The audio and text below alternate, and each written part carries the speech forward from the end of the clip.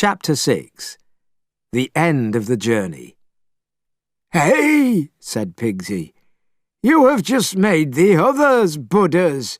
Why am I not a Buddha too?" Many protectors had watched over Tripitaka and his followers on their frightening but wonderful journey to the west. Now the protectors appeared to Kuan-yin. "We wish to report that we have followed your holy orders, and without his knowledge we have protected the young priest of Tung on his journey to the west." "I would like to know," said the goddess, "how the pilgrims behaved on their journey." "They were brave, they never gave up, and they never forgot the importance of their work. They had many problems along the way, too many to tell, but we have a record of the most difficult fights." The protectors then read to the Goddess Kuan-yin a list of all the fights that the pilgrims had fought. They had fought on their journey against animals, humans, and spirits. Kuan-yin read the list slowly and carefully. "Tripitaka falls into a hole and is attacked by a tiger, but is saved by his follower, Monkey." She finished with Tripitaka losing his human body when he stepped into the bottomless boat. "In our religion, 9 times 9 is a very important number. You have listed 80 fights," said the goddess. "That is one short of the holy number of 81. There has to be one more fight, so please arrange it." When the goddess had spoken, the protectors immediately stopped the magic wind that was carrying the pilgrims through space. Suddenly, and without any warning, the horse, the scriptures, the master, Monkey, Sandy, and Pigsy all fell down to earth. Tripitaka looked very surprised to find himself standing on the ground instead of flying through the air. Pigsy laughed and laughed. "Well, you never know what is going to happen next, do you?" he said. "One minute we are rushing at great speed. The next minute we have both feet on the ground." Sandy said, "I think that it was very thoughtful of them. They probably thought we would like a rest." "Well," said Monkey, "if you sit without moving for 10 days, then surely you will speed down 9 waterfalls in 1 day." "That is enough rubbish," said Tripitaka. "Will you please try to find out where we are?" I know, said Sandy, looking around. "Listen to that sound of water." "It makes Sandy feel at home," said Monkey. "It must be," Pigsy started to say, but Sandy interrupted him. "It is the river that leads to heaven, and this is the western river bank," Sandy said. "I recognize it now," said Tripitaka. "On the other side is Mr. Chen's farm, where you saved the boy and the girl from the great king. They were very grateful to us and wanted to build a boat for us. In the end, the turtle carried us across. I remember that on this side there are no houses at all. How are we going to manage this time?" "A trick like this from humans is to be expected," said Pigsy, "but not from Buddha's own followers. Buddha told them to take us straight back to China. What do they mean by dropping us in the middle of the journey? They have left us in a difficult situation." "I do not know what you two are complaining about," said Sandy. "The master is not a common mortal now. We saw his earthly body go past down the Cloud River. He will not sink into the water this time. With all 3 of us to help him, he will surely be able to get across." Monkey smiled to himself. "It is not going to be as easy as that," he said. Why did Monkey say that it was not going to be easy? They had enough magic power to cross 1,000 rivers. But Monkey knew that the number 9 times 9 had not yet been reached. He knew that Buddha expected one more fight. They walked along slowly, wondering what to do. Suddenly they heard a voice saying, "Priest of Tongue! Priest of Tongue! Come over here!" As there was nobody on land and no boat on the river, they were very surprised. But suddenly a large white head appeared in the water. "Well," called the turtle, "I have been waiting for you all this time." "We are very glad to meet you," said Monkey. "Come a little closer." Once again the turtle came out of the river. Monkey led the white horse and then the pilgrims, carrying their luggage, onto its back. Pigsy sat behind its tail, Tripitaka stood on one side of its head and Sandy on the other. Monkey stood with one foot on its neck and the other on its head. Monkey cried, "Time to go, old turtle! Go gently!" And the turtle swam easily through the endless waters until evening came. But when they were nearly at the far side, the turtle suddenly asked Tripitaka an important question. "When I took you across last time, I asked you to find out from Buddha how long I have to wait before I become a human. Did you remember to ask Buddha?" Unfortunately, Tripitaka had been so busy with his own problems, losing his mortal body, going up the mountain, meeting Buddha and all his followers, taking the scriptures, that he had had no time to think of anything else. Tripitaka did not want to tell a lie, but he did not know what to say. When no answer came, the turtle knew that he had not asked. It was very annoyed. The turtle did not think it had asked for much, and it was true, it had not. "You have broken your promise," said the turtle. Without another word, it dived deep down into the water, leaving the 4 pilgrims, the horse, and the Holy Scriptures in the river. But there was some good fortune in their misfortune. First, Tripitaka was now immortal and could not die under water. Second, the white horse was really a dragon and could swim very well. Third, Pigsy and Sandy were both perfectly happy in the water. Monkey, of course, just leapt into the air and helped his master back to the land. But the scriptures and all the luggage were wet, and as they climbed to the riverbank, a great wind began to blow. The sky grew black, and lightning lit up the sky. Tripitaka held the scriptures close to him, while Sandy held the luggage, and Pigsy held the white horse. Monkey knew that this storm was caused by demons who were trying to steal the scriptures. The demons attacked all through the night, stopping only when the sun began to come up.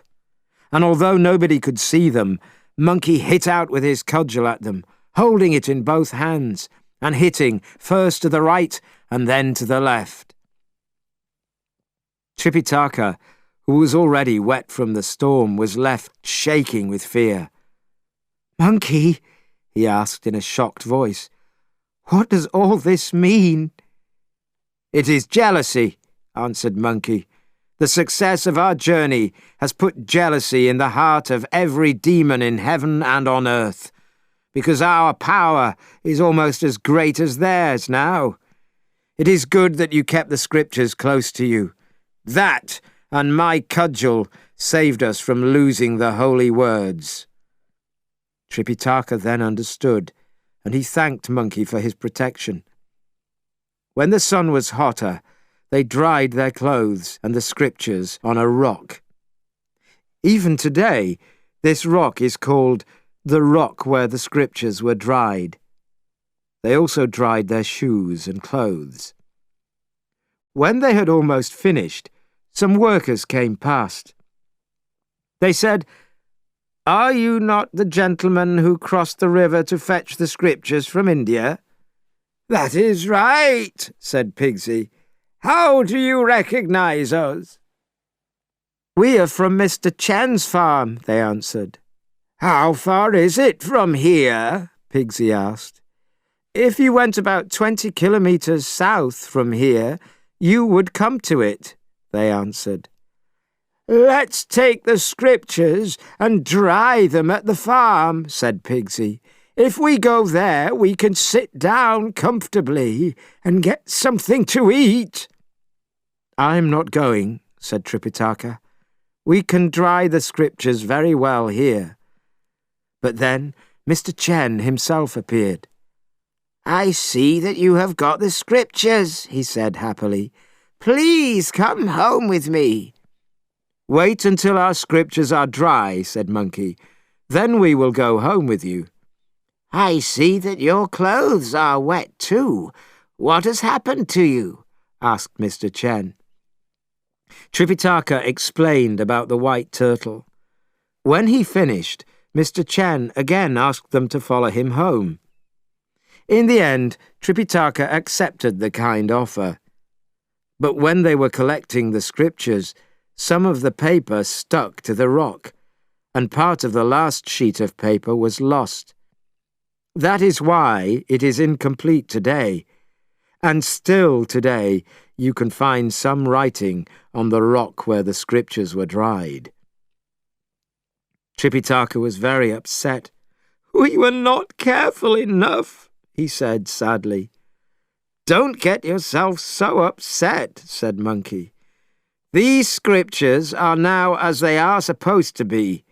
Heaven and earth are not more complete. The missing part is a secret, and it is not meant to be read by others. You were as careful as you needed to be. You did nothing wrong." Back at the farm, they were welcomed by everybody there, young and old, and given all the best wine and food. As a Buddha, though, Tripitaka had lost his taste for earthly food, and Monkey wanted only fruit.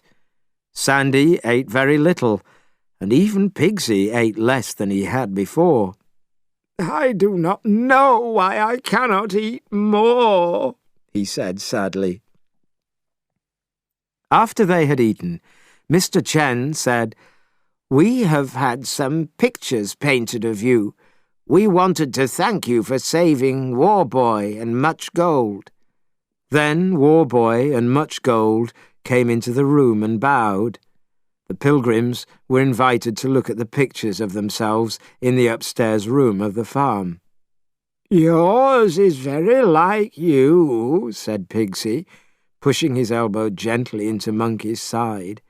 "I think yours is wonderfully like you, too," said Sandy to Pigsy. "But the master's painting is a little too handsome, really." "I think it is very good," said Tripitaka.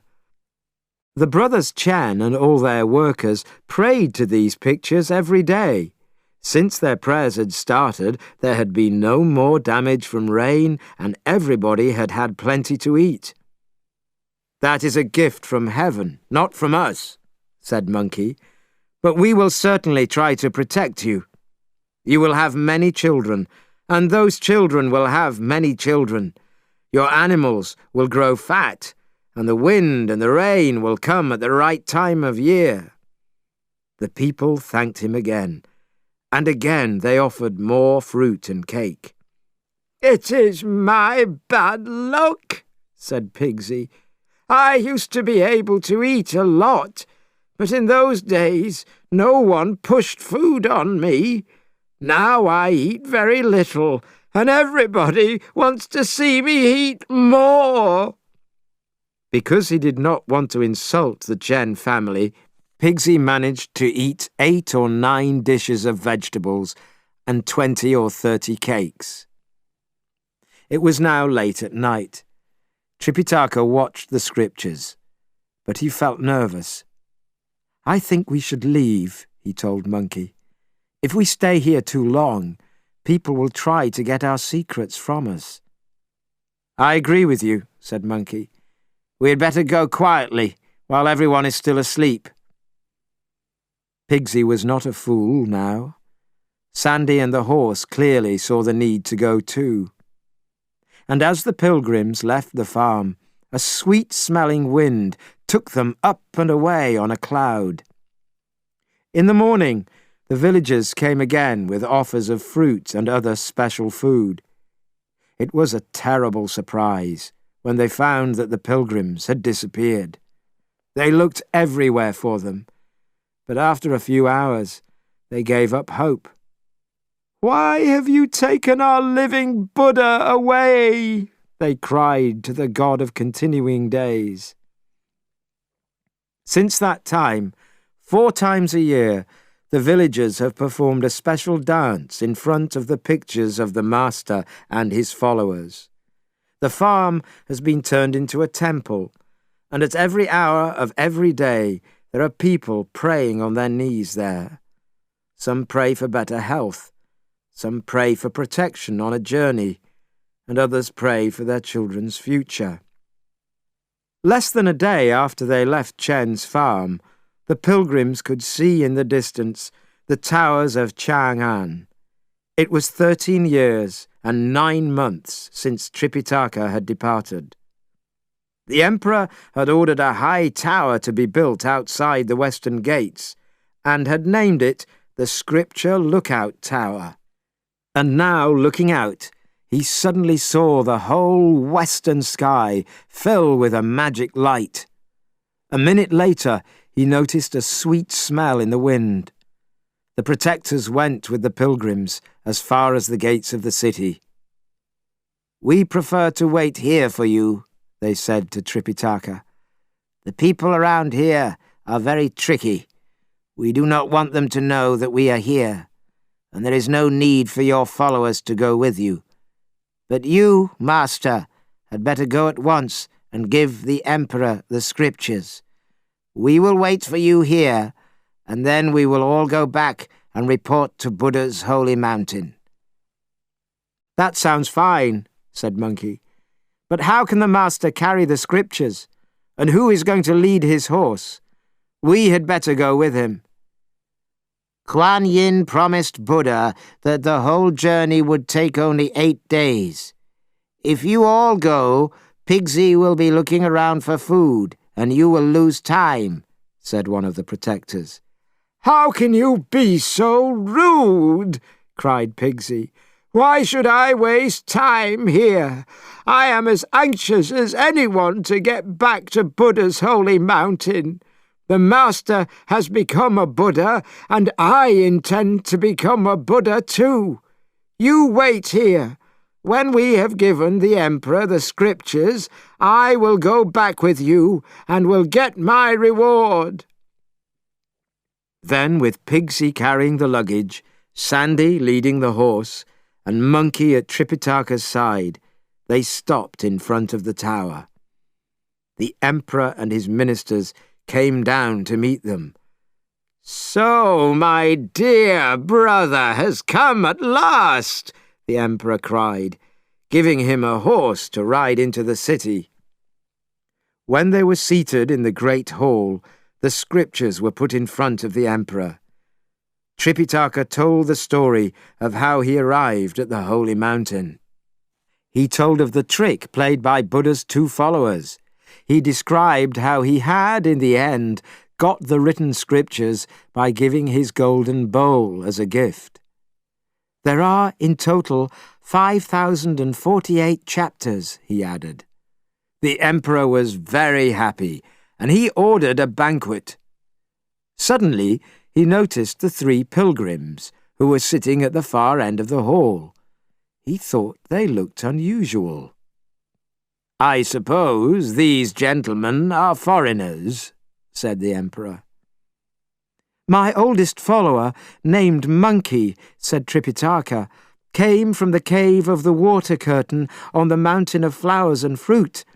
500 years ago, he made trouble in heaven, and Buddha sent him to a stone prison under a mountain. But he became a holy man with the help of the Goddess Kuan-yin. I was able to free him and take him with me as my follower. He protected me on the journey to India, and he helped me to get the scriptures.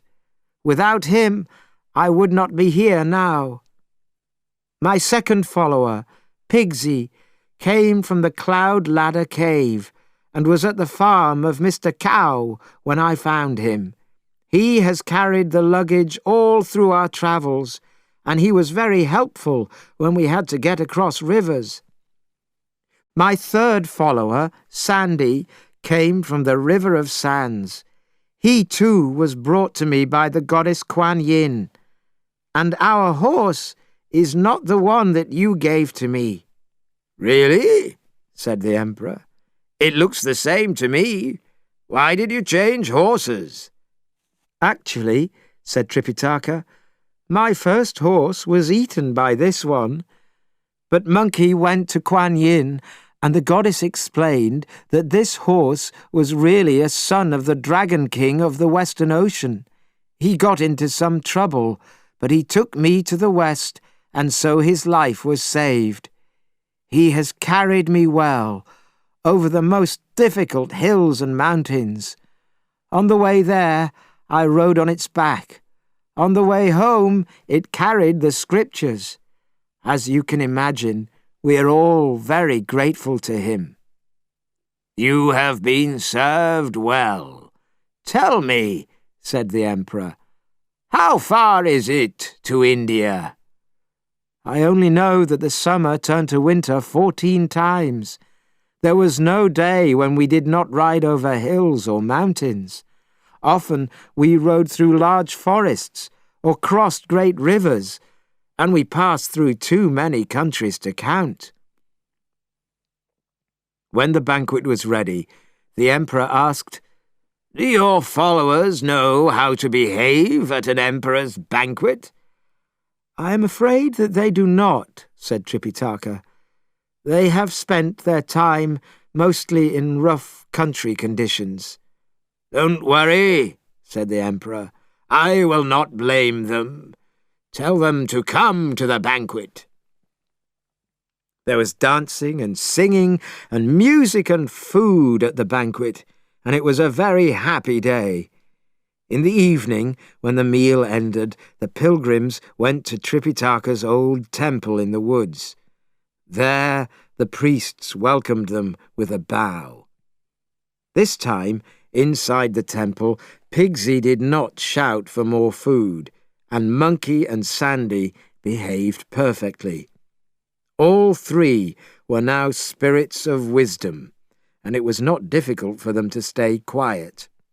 When night came, they all went to sleep. Early next morning, the Emperor woke and called for his secretaries. "All night I could not sleep, because I was thinking of good enough words to thank my brother for his success. I have now in my head a few sentences, although they are nothing compared to the wisdom of the scriptures." He asked the secretaries to write down his words, which later became known to all as the Introduction to Buddha's Holy Teachings. The Emperor then asked Tripitaka to read from some of the Holy Scriptures in the holiest temple in the city. As the scriptures were so valuable, the Emperor ordered his secretaries to make copies, which were later sent to every city in China. As Tripitaka started reading, he smelled the sweet wind, and the protectors appeared in the air above the pilgrims. They said, "You must all leave the scriptures and follow us to the west." At once, Monkey and the others, including the white horse, got up from the ground. Tripitaka put down the scripture that he had started reading. He was lifted straight up to the 9th heaven. The Emperor and his ministers bowed low to the ground as they were carried away.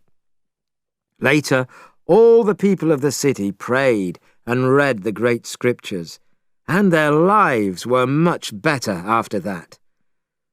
The 4 pilgrims and the white horse were taken back to Buddha's holy mountain by the protectors. There they found that their great journey had taken just 8 days. On the holy mountain, they and all the gods waited for Buddha. When everyone was ready, Buddha appeared and spoke first to Tripitaka. "Holy priest," he said, "in a past life you were close to me, and you were called Golden Tree. But because you did not obey my teaching, you had to start life again in the East. Now you have obeyed me so well that I am making you a Buddha. Your title will be Buddha of Ability. Monkey, because you made trouble in heaven, you were put under the mountain of metal, wood, water, fire, and earth. Fortunately, when your time there was finished, you turned your heart to religion, to the fight against wrongdoing and the fight for good.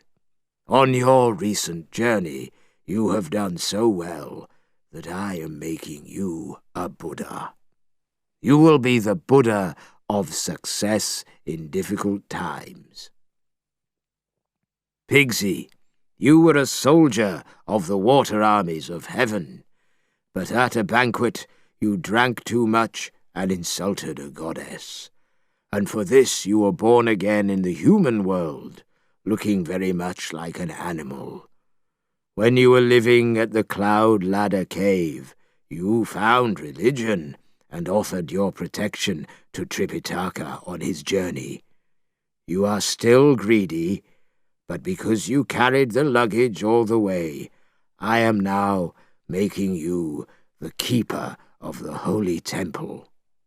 "Hey," said Pigsy, "you have just made the others Buddhas. Why am I not a Buddha too?" "Because," answered Buddha, "your conversation and appearance are still not fine enough, and you still eat too much. But I have so many followers in the world that you will get plenty to eat in your new job. You will have nothing to complain about." Pigsy knew that he had to accept his new job. He did not say another word. "Sandy, you were a great spirit, but at a banquet you broke a dish of great value, and you were sent to the human world.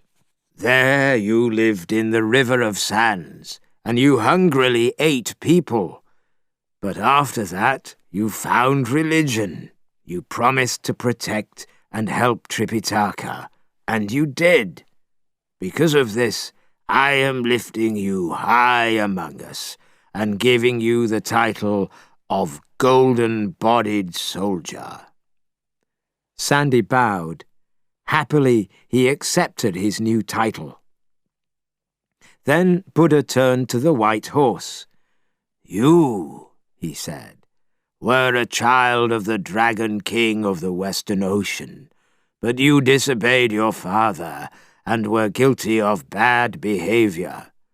Fortunately, you found religion, because you carried Tripitaka to the west and the holy scriptures on the return journey.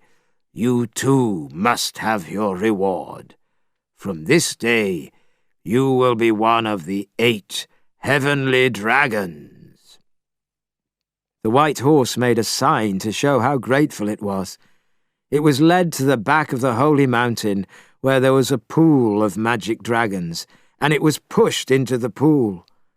After a short time, it began to change shape, and its coat began to change to a golden color. Its 4 feet rested on the clouds, and then it flew up out of the pool. It was now changed from a horse to a magic dragon. "Master," said Monkey to Tripitaka, "I am now a Buddha like you. I should not have to wear a cap so that you can control me." "It was put on you," said Tripitaka, "at a time when you knew nothing. Then we needed to control you.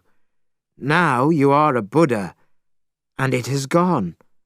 Feel your head, and you will see. It is not there now." Monkey put his hand on his head. Tripitaka was right. The cap had gone. A grateful smile spread across his face. All the spirits of heaven watched as Tripitaka, Monkey, Pigsy, Sandy, and the horse received their new holy titles. While they went to their places in the great hall, many loud voices began to pray to them. They were accepted with open arms, and from that day, Pigsy did not shout for more food, and Monkey and Sandy behaved perfectly. The reason for this was simple. All three had received the greatest of gifts, wisdom. I give this, my book, to you, dear reader, so you can understand the beauty of Buddha's land. It will be a reward for kindness, and it will help with the suffering of the lost souls of this world. I would like to think that my readers will turn their hearts towards the true way and will be born again in the world of true happiness.